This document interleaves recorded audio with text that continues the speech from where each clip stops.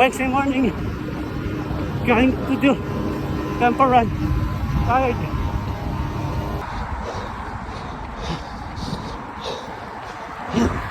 Last 1K. Oh, very tired.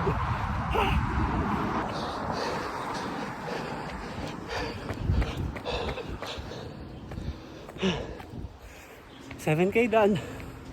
Have a good Wednesday morning. Ayos. By the way, I'm breaking this shoes. It's Asics Gel Nusa Tri 16. It's good for tempo. It's good for daily. Maybe I'll replace my old Evo Ride 3. Ayos. And it's been a while since I hit heart rate of 170 beats per minute. Woo. Pagod, tired.